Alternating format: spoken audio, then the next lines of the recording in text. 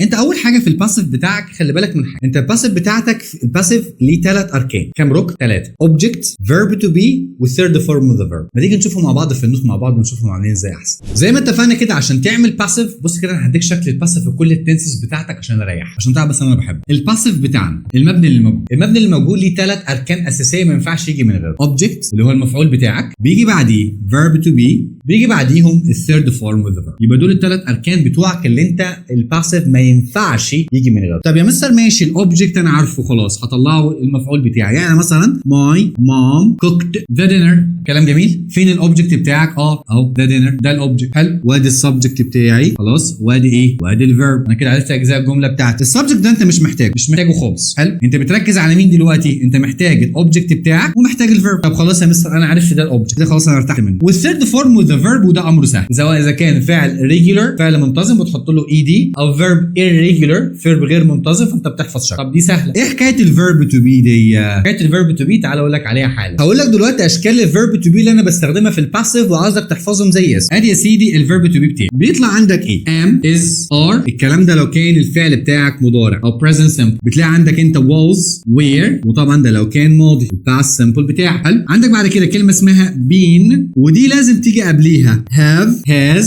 had. يبقى have has had لازم بقى قبلهم ايه؟ قبل كلمه بين ال3 كلمات دول. عندك كلمه اسمها being، ودي مع اي حاجه كان بيجي معاها الفعل اخره ing. يعني هتلاقي في الغالب قبلها ايه؟ هتلاقي في الغالب قبلها am is وare. الكلام ده كان مع المضارع البسيط، المضارع المستمر كان مع المضارع المستمر لما كنا بنقول am is are ومعاها الفعل ing. وعندك انت مع الماضي المستمر ما هتلاقي قبلها ايه؟ was او ايه او were. اخر حاجه كلمه اسمها be، ودي كانت بتيجي مع اي حاجه كان بيجي بعدها الفعل في المصدر. زي مثلا زي ايه؟ زي will، زي can، زي should، زي must، اللي احنا بنسميهم modal verbs. بنسميهم ايه؟ modal verbs. هم اسمهم ايه؟ اسمهم modal verbs اللي احنا عارفينهم اللي هي مين؟ زي will، can، may، كل الكلام ده ايه؟ يبقى ده كده الفيرب تو بي بتاعك اللي ما ينفعش اي جمله باسيف تيجي من غيره. ما ينفعش اي جمله باسيف ايه تيجي من غيره. اذا كان كل اللي انت هتعمله انك انت عاوز تعرف بس زمن الجمله بتاعك، يبقى am